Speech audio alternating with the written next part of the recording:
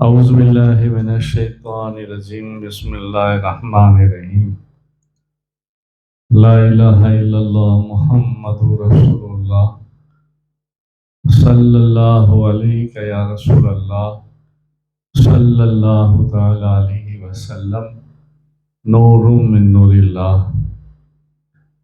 الصلاۃ والسلام علیک یا رسول اللہ وعلی آلک واصحابک یا حبیب اللہ صلی اللہ تعالی علیہ وسلم۔ بسم اللہ الرحمن الرحیم الحمد للہ رب العالمین الرحمن الرحیم الرحمن الرحیم الرحمن الرحیم مالک یوم الدین ایاک نعبد و ایاک نستعین اہدنا الصراط المستقیم صراط الذین انعمت علیہم غیر المغضوب علیہم ولا الضالین آمین آمین آمین۔ الصلاۃ والسلام علیک یا رسول اللہ وعلی آلک واصحابک یا حبیب اللہ اللہم صلی علی محمد وعلی آل محمد فی کل وقت وحین دائما ابدا کثیرا کثیرا یا ارحم الراحمین۔ السلام علیکم ورحمۃ اللہ وبرکاتہ۔ کیسے آپ سب لوگ خیریت سے ہیں؟ اللہ خیریت رکھے، کرم فرمائیں، مشکلات حل فرمائیں۔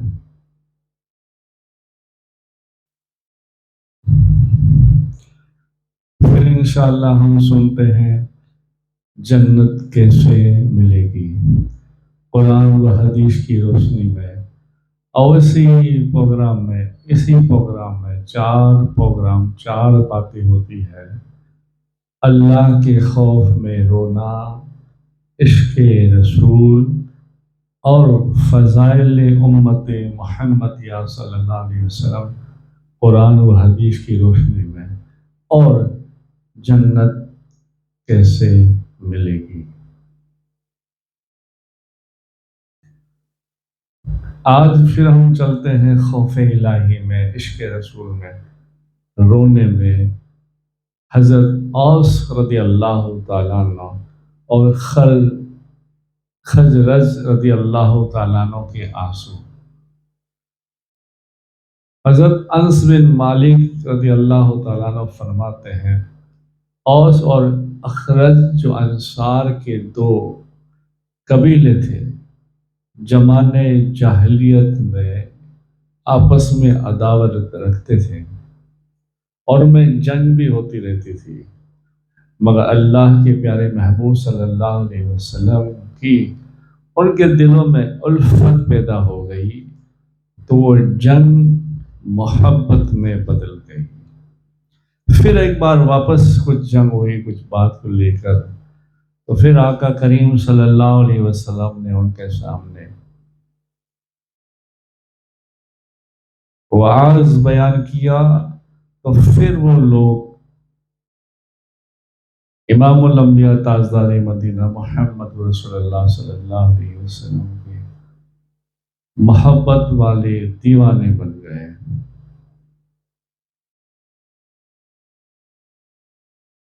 حضرت ابن عباس رضی اللہ تعالیٰ عنہ فرماتے ہیں کہ جب سورہ اذا جاء نصر اللہ والفتح نازل ہوئی، تو رسول اللہ صلی اللہ علیہ وسلم نے حضرت ماں فاطمہ خاتون جنت رضی اللہ تعالیٰ عنہا کو بلا کر فرمایا، مجھے میری موت کی خبر ہو گئی ہے۔ یہ سن کر ماں فاطمہ خاتون جنت رو پڑی۔ آپ صلی اللہ علیہ وسلم نے فرمایا، رو نہیں، تمہیں اور ایک اچھی بشارت دیتا ہوں، وہ یہ ہے کہ میرے اہل سے سب سے پہلے تم مجھے جنت میں ملو گی۔ سبحان اللہ۔ یہ طبرانی قضا فی المجموعہ کی بھی حدیث ہے۔ حضرت علی ہلالی کے والد کہتے ہیں کہ رسول اللہ صلی اللہ علیہ وسلم کے وفات کے وقت میں حاضر تھا، تو ماں فاطمہ رضی اللہ تعالیٰ عنہ سر مبارک کے آس پاس بیٹھی ہوئی رو رہی تھی. ان کی آواز بلند ہوئی تو یہ آواز سن کر رسول اللہ صلی اللہ علیہ وسلم متوجہ ہوئی اور فرمایا پیاری بیٹی کیوں روتی ہو؟ حضرت ماں فاطمہ خاتون جنت نے فرمایا کہ بابا آپ کے جدا ہونے سے روتی ہوں.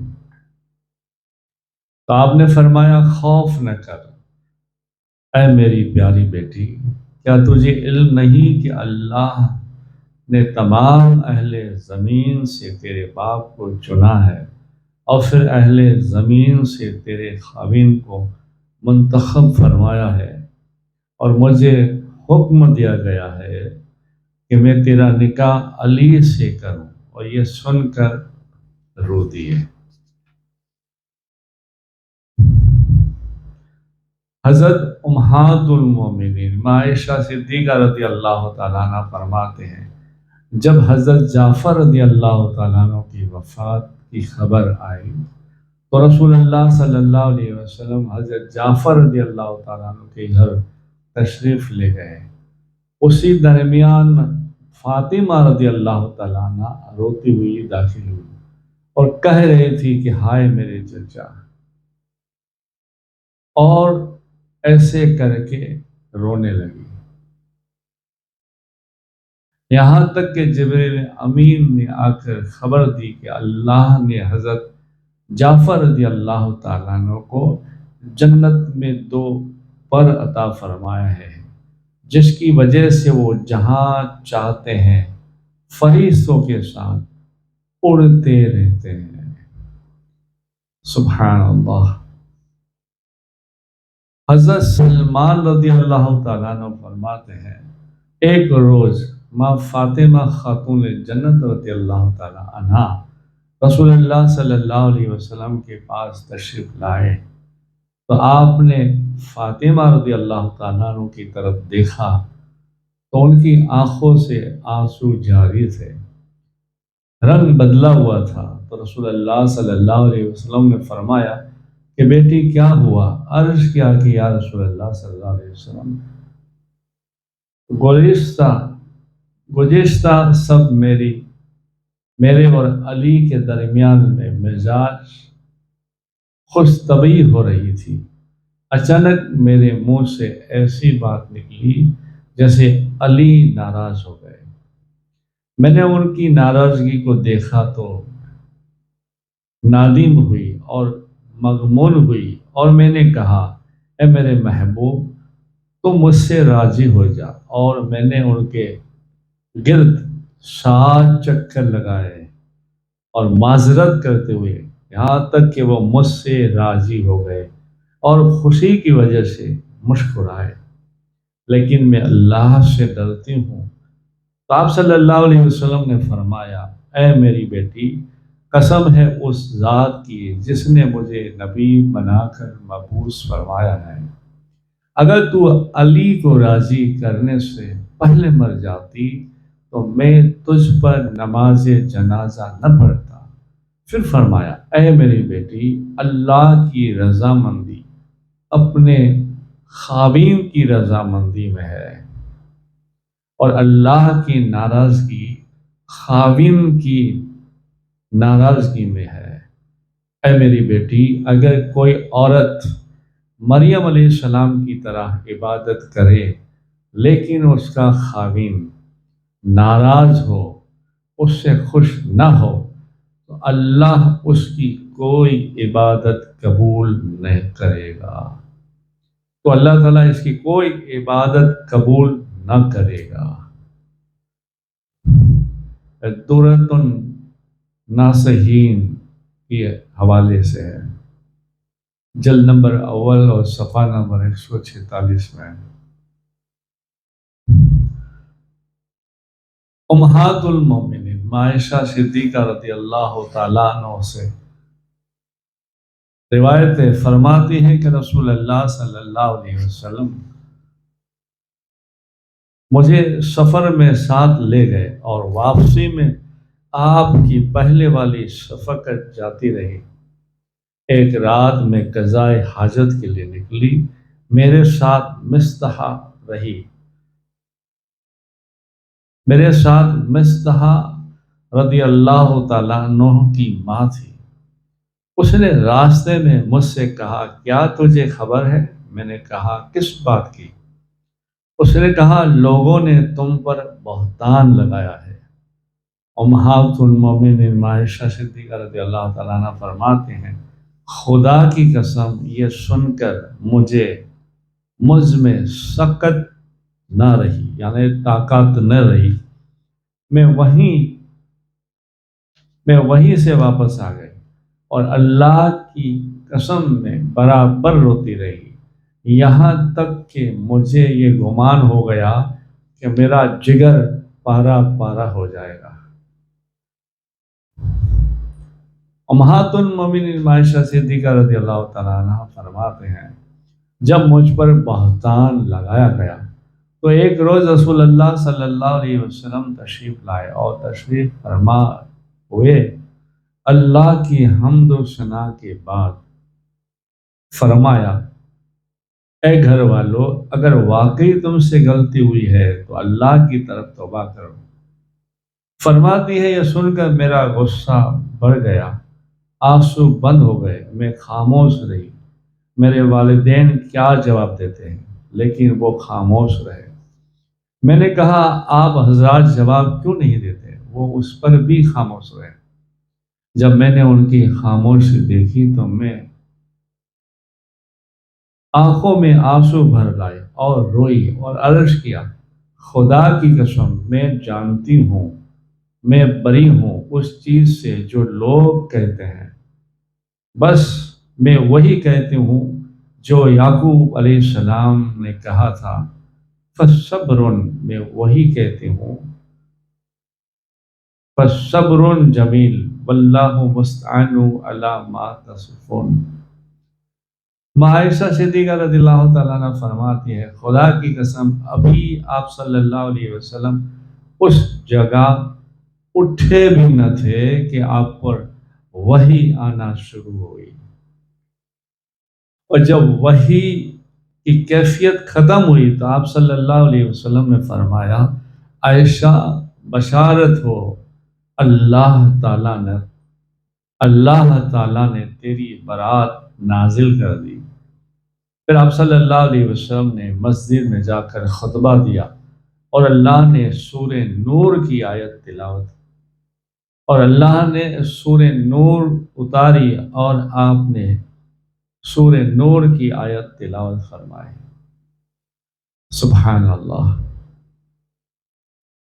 امہات المومنین عائشہ صدیقہ رضی اللہ تعالی عنہ جب حضرت ابن زبیر رضی اللہ تعالیٰ عنہ سے نہ بولنے کی منت کی تھی، بعد میں لوگوں نے سفارش کی، اللہ رسول کی قسم دی تو آپ نے اس قسم سے فوراً حضرت زبیر سے بات کرنا شروع کر دی اور اس قدر روئی کہ ان کے آنسوؤں سے دوپٹہ تر ہو گیا۔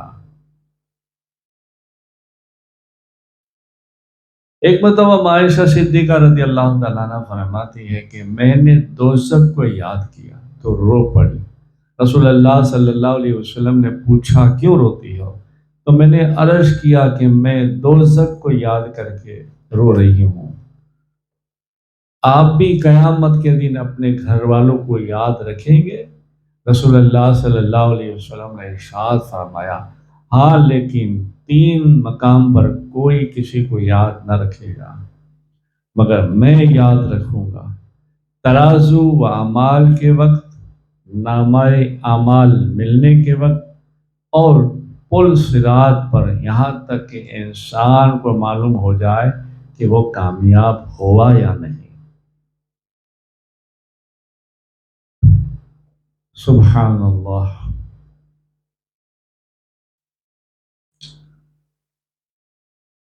حضرت عبادہ رضی اللہ تعالیٰ عنہ فرماتے ہیں کہ جب حضرت ابو بکر صدیق رضی اللہ تعالیٰ عنہ کی وفات قریب ہوئی یا وفات کا وقت قریب آیا تو امہات المومنین عائشہ صدیقہ رضی اللہ تعالیٰ عنہ سے کہا، اے بیٹی، میرے ان دو کپڑوں کو دھو لینا اور انہی میں مجھے کفن دینا۔ تیرے باپ کو یا تو اچھا لباس پہنایا جائے گا یا برے طریقے پر سب کچھ چھین لیا جائے گا۔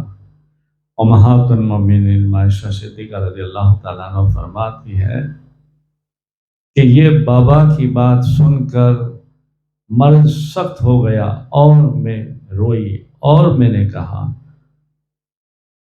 اے وہ شخص جس کے آنسو پیٹ یا آنکھوں میں چھپے ہو، بے شک وہ اپنے آنسوؤں سے ایک نہ ایک دن تر بتر ہو جائے گا، یعنی اللہ کامیابی دے گا اور جنت ہی کی طرف جانا ہوگا۔ سبحان اللہ۔ حضرت قتادہ رضی اللہ تعالیٰ عنہ فرماتے ہیں کہ میں اور حضرت عمر رضی اللہ تعالیٰ عنہ حضرت عائشہ صدیقہ رضی اللہ تعالیٰ عنہ کے پاس آئے تو حضرت ابن عمر رضی اللہ تعالیٰ عنہ نے عرض کیا کہ عائشہ، اے امہات المومنین عائشہ رضی اللہ تعالیٰ عنہ، آپ ہمیں حضور پاک صلی اللہ علیہ وسلم کی کوئی عجیب بات سنائیں۔ یہ سن کر امت کی ماں عائشہ صدیقہ رضی اللہ تعالیٰ عنہ رو پڑی اور فرمایا، ایک روز آپ صلی اللہ علیہ وسلم تشریف لائے اور میرے لحاف میں لیٹ گئے، پھر فرمایا، چھوڑ، میں اپنے رب کی عبادت کروں۔ وضو فرما کر کھڑے ہو گئے اور صبح تک روتے رہے اور اپنی امتوں کے لیے دعا کرتے رہے۔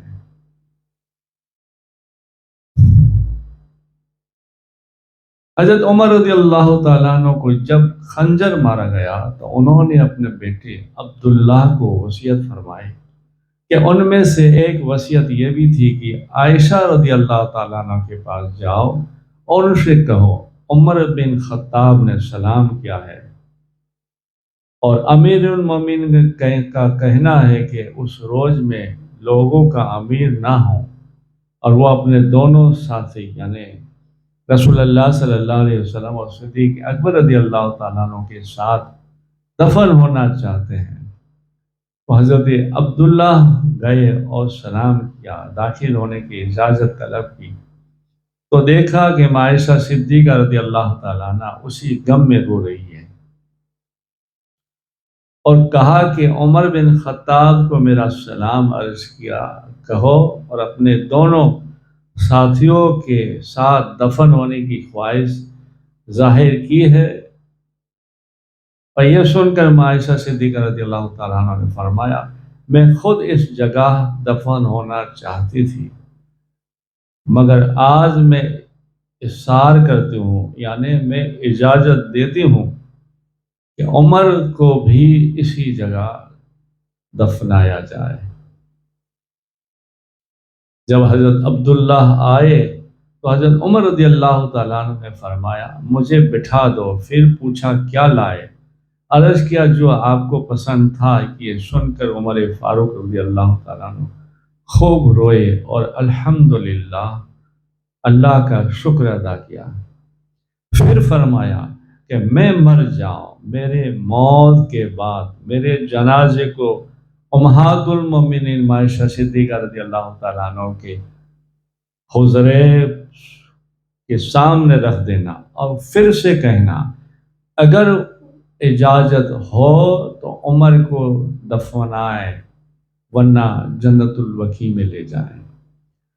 مرنے کے بعد پھر اجازت اس لیے لینا ہے کہ خلیفہ کے زور سے، خلیفہ ہونے کی وجہ سے اگر امت کی ماں راضی ہے تو مرنے کے بعد وہ پھر اپنے دل کی اختیار ہے، وہ جو چاہے کر سکتی ہے، مگر یہ بھی تو امت کی ماں تھی، وہ سب کے قربانیاں جانتی تھی۔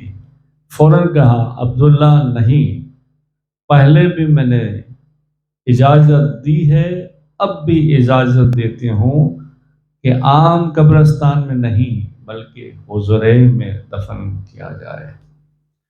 سبحان اللہ، سبحان اللہ۔ یہ تھا عشق اور یہ تھی محبت۔ سبحان اللہ، سبحان اللہ۔ فضائل امت مصطفیٰ صلی اللہ علیہ وسلم۔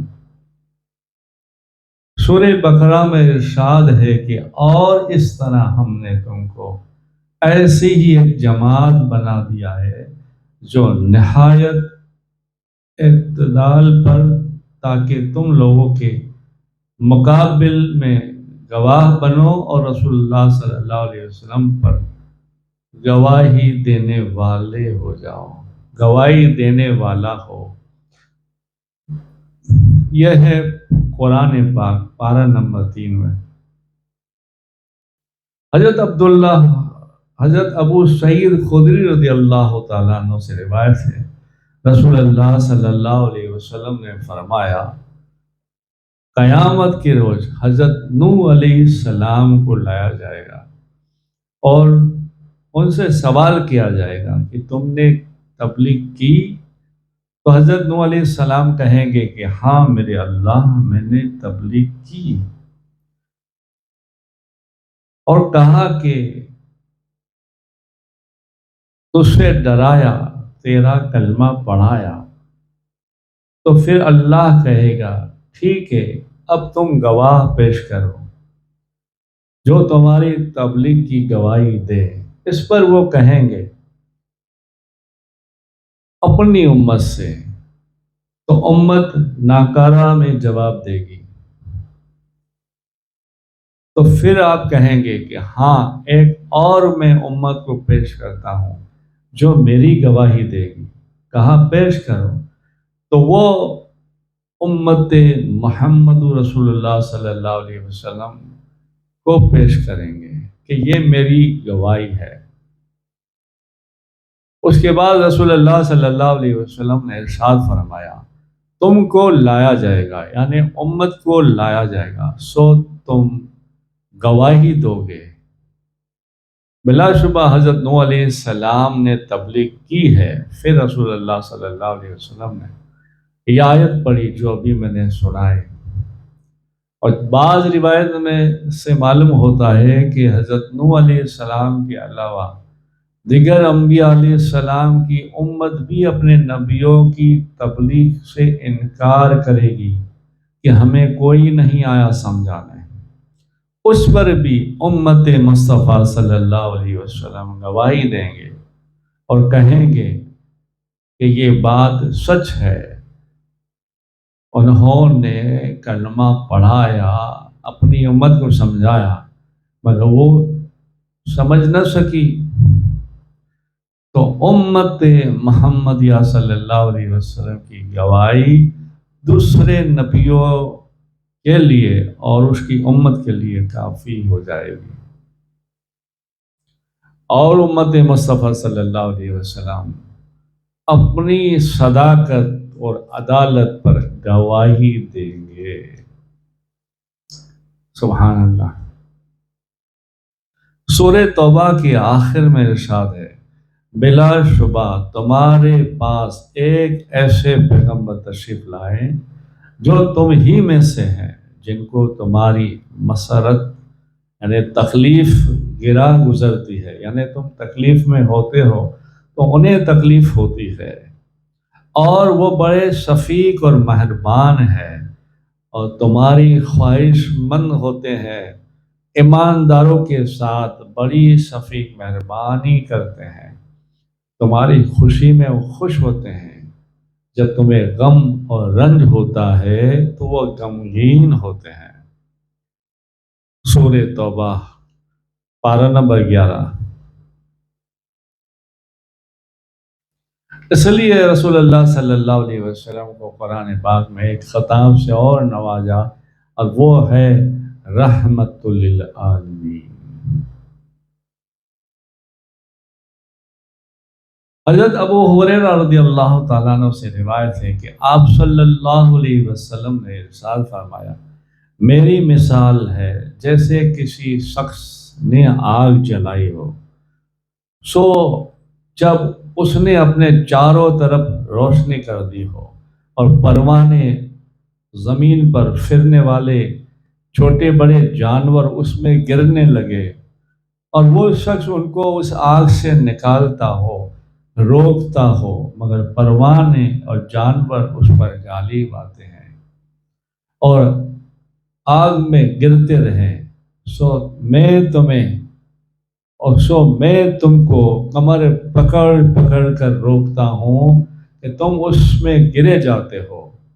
یہ بخاری شریف کی حدیث ہے، مسلم شریف میں بھی ہے، یعنی میری اور تمہاری مثال، تمہاری کمر پکڑ کر روکتا ہوں کہ آگ سے علیحدہ ہو جاؤ، آگ سے دور ہو جاؤ، پر تم ہو کہ غالب ہو کر اس میں گرے جاتے ہو۔ یعنی امام الانبیاء تاجدار مدینہ محمد رسول اللہ صلی اللہ علیہ وسلم کا ایمان و نصیحت فرمانے سے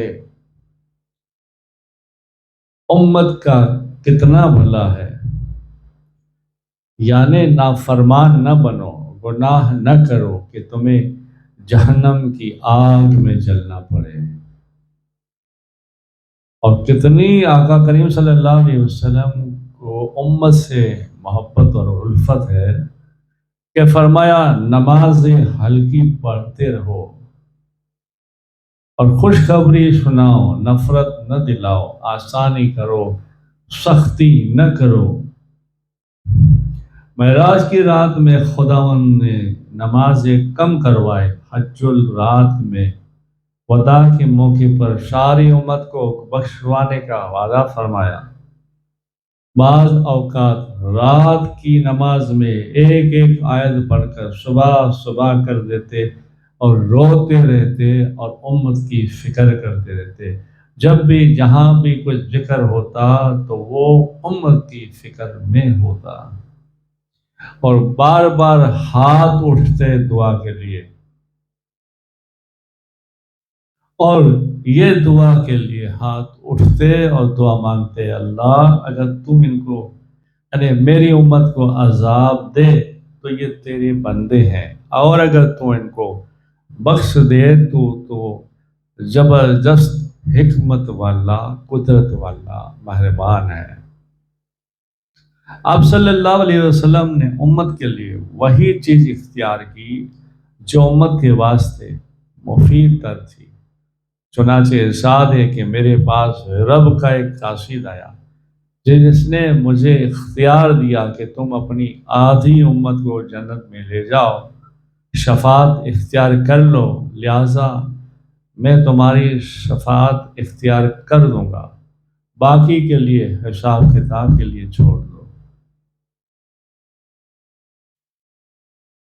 لہذا میں نے شفاعت اختیار کر لی، اور شفاعت ان کے لیے ہوگی جو اس حال میں مریں گے کہ اللہ کے ساتھ کسی کو شریک نہ کیا ہوگا۔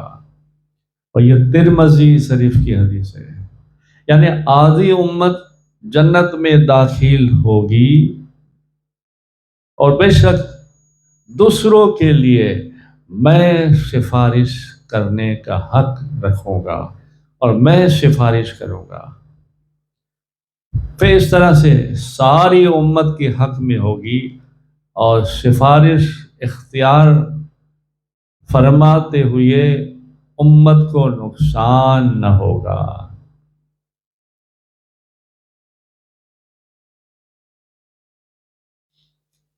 حضرت عبداللہ بن عمرو بن العاص رضی اللہ تعالی عنہما روایت فرماتے ہیں کہ حضور نبی کریم صلی اللہ علیہ وسلم نے حضرت ابراہیم کے بارے میں اللہ تعالیٰ سے اس فرمان کی تلاوت فرمائے، پھر قرآن کی آیت پڑھ کر اس کا ترجمہ، پھر آپ صلی اللہ علیہ وسلم نے اپنے دونوں ہاتھ اٹھا کر اللہم امتی اللہم امتی کہہ کر دعا کی اور رونے لگے۔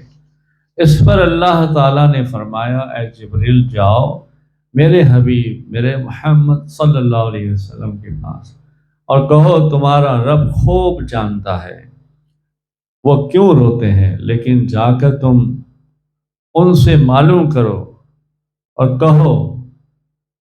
تو حضرت جبریل امین علیہ السلام آئے اور کہا یا رسول اللہ صلی اللہ علیہ وسلم، رونے کا سبب دریافت کیا؟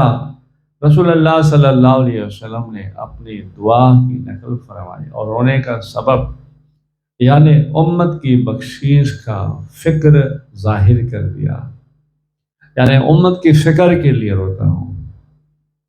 اس پر اللہ تعالیٰ نے حضرت جبریل امین علیہ السلام سے فرمایا، میرے حبیب میرے محمد صلی اللہ علیہ وسلم کے پاس جاؤ اور کہو کہ تم کو تمہاری امت کے بارے میں ہم راضی کر دیں گے اور تم کو رنجیدہ نہ کریں گے۔ اور یہ بھی مسلم شریف کی حدیث ہے۔ آپ صلی اللہ علیہ وسلم ہمیشہ بے چین رہتے، فکر مند رہتے، خیمے خیمے میں، ڈیرے ڈیرے میں بس لا الہ الا اللہ کی دعوت دیتے، کبھی خلوت میں، جلوت میں، جنگوں میں، روزوں میں، خندق کو کھودنے میں، اور ایک ہی بات رہتی، میری امت میری امت۔ پھر اتنی فکر ہونے سے اللہ نے آیت نازل کی پارہ نمبر 15 میں، اور اس کا ترجمہ ہے، شاید غم کے مارے آپ ان کے پیچھے اگر یہ اس مضمون قرآن پر ایمان نہ لائے تو کیا آپ اپنی جان ہی دے دو گے؟ یعنی اتنی فکر ہے کہ کوئی ایمان نہ لائے، اور ان کی فکر میں آپ اتنے غمگین ہو گئے، اتنے بیمار ہو جاتے ہیں کہ کیا اپنی آپ جان ہی دے دو گے؟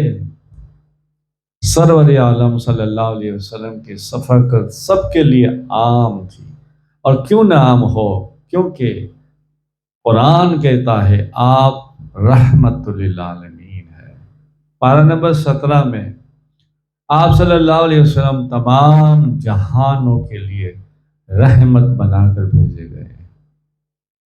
آپ صلی اللہ علیہ وسلم پر سخت سے سخت مصیبت پہنچنے پر بھی ان لوگوں کے لیے بد دعا نہیں فرمائے جنہوں نے تکلیفیں دی، آپ صلی اللہ علیہ وسلم نے بس دعا ہی دعا فرمائے۔ جب آپ صلی اللہ علیہ وسلم طائف تشریف لے گئے، وہاں کے سردار اور دوسرے لوگوں نے آپ صلی اللہ علیہ وسلم کے ساتھ جو بدتمیز کا مذاق اڑایا، تالیاں پیٹی اور مذاق مسخرہ کیا، اور آپ صلی اللہ علیہ وسلم کو اتنے پتھر مارے کہ خون میں آپ صلی اللہ علیہ وسلم کے مبارک جوتے رنگین ہو گئے۔ جب ان شریروں سے آپ صلی اللہ علیہ وسلم کا اطمینان نہ ہوا تو اور جنگل میں ایک جگہ تشریف فرما ہوئے تھے، تو بچوں کو دونوں طرف کر دیا، بچے پتھر مارتے، زید روکتے، اتنے پتھر لگے کہ آپ کا چلنا دشوار ہو گیا۔ حضرت زید فرماتے ہیں کہ آپ صلی اللہ علیہ وسلم جب چلتے تو قدم مبارک، جوتی مبارک سے خون ابلا تھا۔ سرکار پاک صلی اللہ علیہ وسلم چلتے چلتے کچھ جگہ بے ہوشی کا عالم طاری ہو گیا،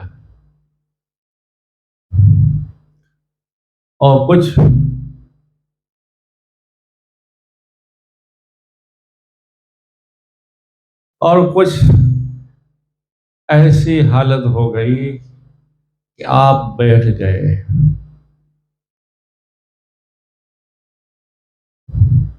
اتنے میں دیکھا کہ ایک فرشتہ آپ پر معمور ہوا، یعنی آپ صلی اللہ علیہ وسلم کے پاس آیا، سلام عرض کیا اور کہا کہ ارشاد فرمایا کہ اگر آپ چاہیں تو یہ دو پہاڑوں کو ایک کر دوں، ساری طائف والے کو تباہ و برباد کر دوں اور ختم کر دوں۔ آپ کو ایذا دی ہے، مجھے بھی تکلیف ہوئی ہے۔ اب صلی اللہ علیہ وسلم نے فرمایا نہیں۔ اس کے بعد میں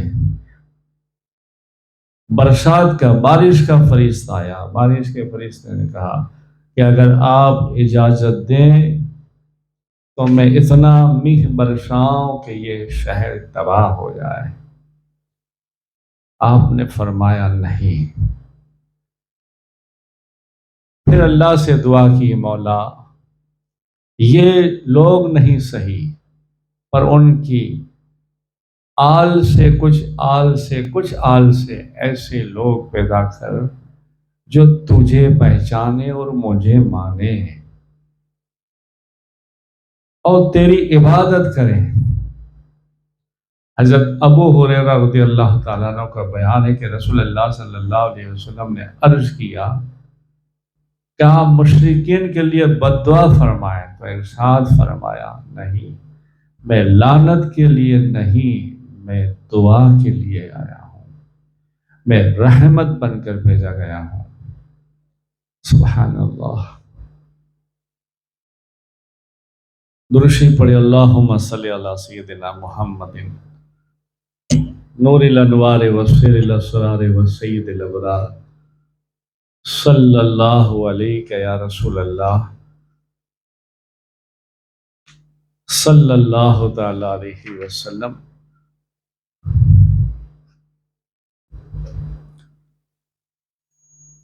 نور من نور اللہ۔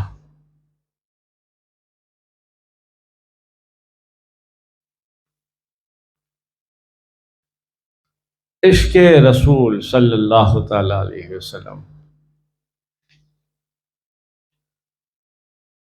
درود شریف پڑھیں، اللہم صلی علی سیدنا محمد نور الانوار وسر الاسرار وسید الابرار صلی اللہ علیہ یا رسول اللہ صلی اللہ تعالی علیہ وسلم۔ نور من نور اللہ۔ حضرت عباس رضی اللہ تعالیٰ عنہ کا ادب رسول صلی اللہ تعالیٰ علیہ وسلم۔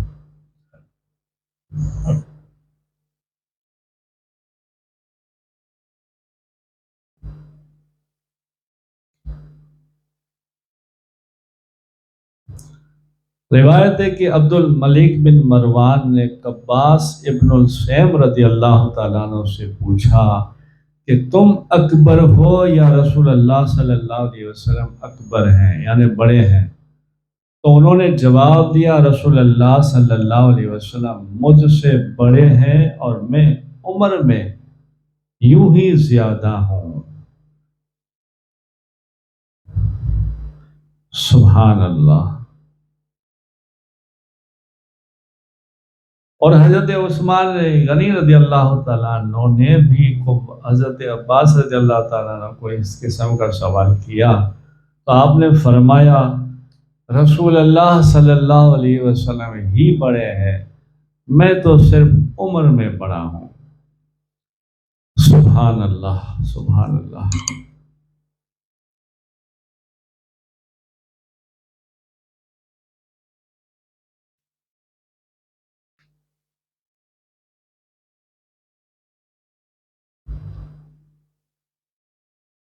حضرت براہ عازب رضی اللہ تعالیٰ عنہ کا ادب مصطفیٰ دیکھیے۔ عبد بن فیروز رضی اللہ تعالیٰ عنہ سے مروی ہے کہ بس براہ بن عازب رضی اللہ تعالیٰ عنہ سے میں نے پوچھا کہ کن جانوروں کی قربانی درست نہیں ہے، تو انہوں نے کہا رسول اللہ صلی اللہ علیہ وسلم ہم لوگوں میں کھڑے ہوئے اور فرمایا 4 قسم کے جانور ہیں جن کی قربانی درست نہیں ہے۔ ایک وہ جس کی آنکھ پھوٹی ہو، دوسرا وہ سخت بیمار ہو، تیسرا وہ جس کا لنگ ظاہر ہو، چوتھا وہ جو نہایت دھلا ہو۔ اس کو آپ صلی اللہ علیہ وسلم نے اپنی انگلیوں سے گن کر، چھوٹی سے گن کر بتایا، اور خطبہ میں پہلے دست مبارک کے اشارے سے فرمایا کہ 4 جانور ایسے ہیں جن کی قربانیاں درست نہیں ہیں۔ پھر اس واقعے کو بیان کرنے کے بعد ادب نے اجازت دی کہ رسول اللہ صلی اللہ علیہ وسلم کے دست مبارک کی حکایت اپنے ہاتھ سے کی جائے، لہذا میں نے یہ ہاتھ سے اظہار ظاہر کیا۔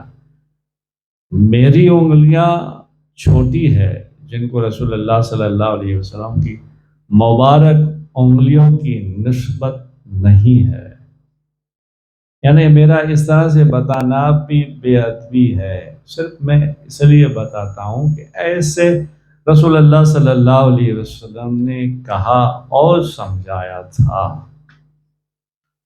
سبحان اللہ۔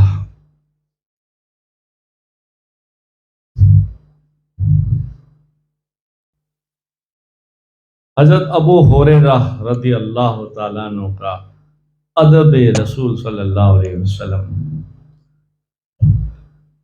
حضرت ابو رافع رضی اللہ تعالیٰ عنہ سے مروی ہے کہ حضرت ابو ہریرہ رضی اللہ تعالیٰ عنہ کہتے ہیں کہ ایک روز میں نے رسول اللہ صلی اللہ علیہ وسلم کو کسی راستے میں دیکھا۔ میں اجنبی تھا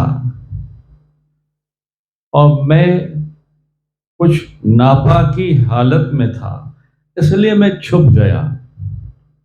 پھر غسل کر کے حاضر خدمت ہوا اور آپ صلی اللہ علیہ وسلم نے فرمایا، اے ابو ہریرہ تم کہاں تھے؟ عرض کیا کہ مجھے نہانے کی ضرورت تھی، اس لیے میں نے آپ صلی اللہ علیہ وسلم کے ساتھ بیٹھنے کو محروف سمجھا۔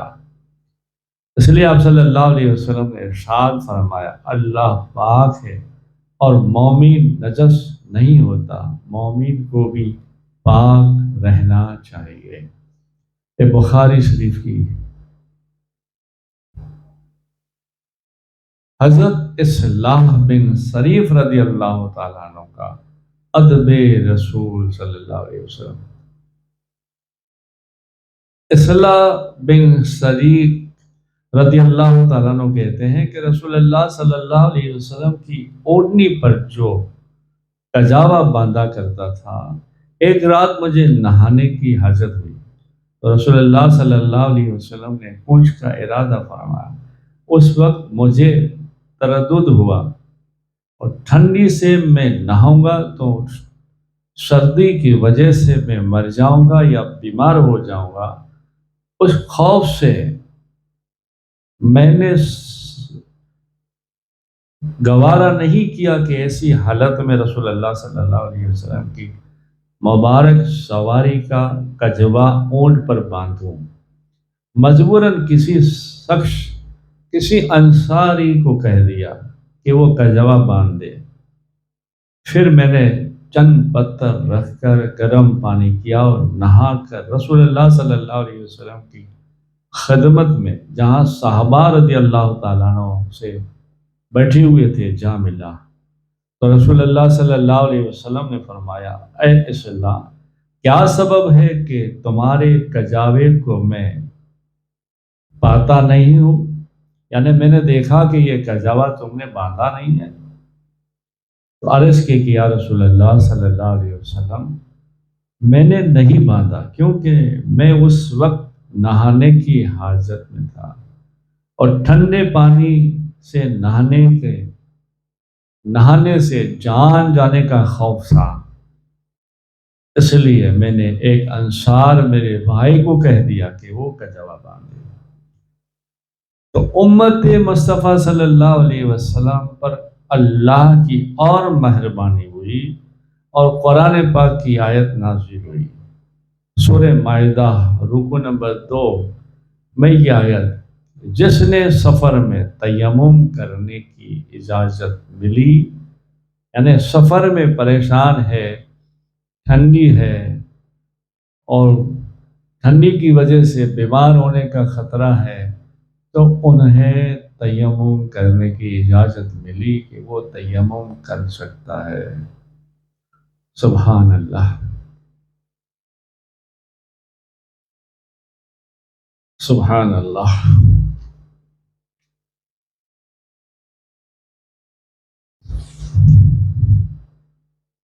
حضرت ابو محذورہ رضی اللہ تعالیٰ عنہ کا ادب رسول صلی اللہ علیہ وسلم. حدیث صحیح میں مروی ہے کہ ابو محذورہ رضی اللہ تعالیٰ عنہ کی پیشانی کے بال اس قدر دراز تھے کہ جب وہ بیٹھتے اور ان بالوں کو چھوڑ دیتے تو زمین پر پہنچ جاتے، یعنی اتنے بڑے بال ہو گئے تھے. لوگوں نے ان سے پوچھا کہ تم نے ان بالوں کو کیوں اتنا بڑا کر دیا ہے؟ تو انہوں نے کہا کہ میں نے اس وجہ سے ان کو بڑا کر دیا ہے اور نہیں کٹوایا ہے کہ ایک وقت رسول اللہ صلی اللہ علیہ وسلم کچھ بات کرتے ہوئے میری طرف اپنا نورانی ہاتھ دست مبارک بڑھاتے ہوئے ایسے میری پیشانی پر ایسے مارا اور کہا، ہاں ابو محذورہ، یہی تو کچھ بات ہے. ایسی کوئی بات کر کے مجھے مارا پیشانی پر. آپ فرماتے ہیں جس جگہ مجھے مارا اس جگہ کے بالوں کو برکت کے لیے کٹواتا نہیں ہوں اور رکھے ہوئے ہیں، اور وہی حصوں کے بالوں سے خوشبو آتی تھی، اور وہ خوشبو ایسی تھی جیسے جسم مبارک سے آپ صلی اللہ علیہ وسلم کے رسول اللہ صلی اللہ علیہ وسلم کے جسم مبارک سے جو خوشبو آتی تھی وہی خوشبو محذورہ کے ان بالوں سے آتی تھی، کیونکہ آپ نے اپنا دست کرم جو رکھ دیا تھا اور ان کے ادب کے لیے آپ نے بال زندگی بھر نہیں کٹوائے. یہ ادب مصطفیٰ تھا، عشق مصطفیٰ تھا.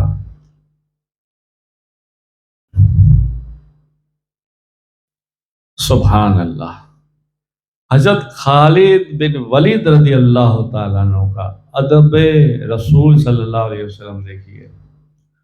حضرت خالد بن ولید رضی اللہ تعالیٰ عنہ کی ٹوپی میں رسول اللہ صلی اللہ علیہ وسلم کے چند موئے مبارک شریف تھے، یعنی داڑھی کے بال تھے، اور وہ تبرکن ٹوپی میں رکھتے تھے. ایک جنگ میں وہ ٹوپی گر پڑی تو آپ صلی اللہ علیہ وسلم کے اس بال کی وجہ سے آپ نیچے اترے اور ٹوپی کو ڈھونڈنے لگے، حتیٰ کہ چند لوگوں کو ایسا محسوس ہوا کہ خالد شہید ہو گئے. صحابہ رضی اللہ تعالیٰ عنہ نے ان کو الزام دیا اور دیکھا تو حضرت خالد رضی اللہ تعالیٰ عنہ نے کہا، میں نے گھوڑے سے نیچے اتر کر جو نیچے ڈھونڈنے لگا اور جو یہ فعل کیا وہ میری ٹوپی کے لیے کیا، اور ٹوپی کے واسطے نہیں تھا، ٹوپی کے اندر جو موئے مبارک شریف تھے انہی کے واسطے تھا، تاکہ کفاروں کے پیر نہ پڑے، کفاروں کے ہاتھ میں نہ آ جائے اور کہیں بے ادبی نہ ہو جائے.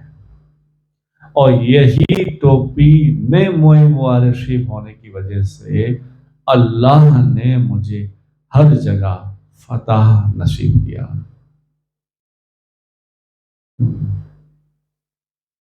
سبحان اللہ، سبحان اللہ.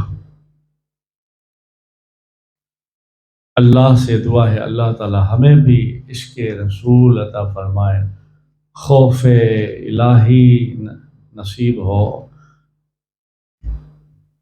ہم سے کوئی بے ادبی نہ ہو، اور ہم سے اللہ رسول کی اطاعت پوری ہو، اور ہم اور ہمارے گھر والے، ہمارے ماں باپ جنت کے حقدار بنے اور دیدار الہی نصیب ہو. بزرگوں کے رسول اللہ صلی اللہ علیہ وسلم کے پنجتن پاک کے آقا کریم حسین مولا کائنات مولا مرتضیٰ علی سرکار شیر خدا کی دیدار نصیب ہو. سب بڑے بڑے بڑے بڑے جو بھی ہیں ان کے سب کے ہمیں دیدار نصیب ہو، ہم ایسے ہو جائیں کہ اللہ ہم سے، اللہ کی رسول ہم سے راضی ہو جائے۔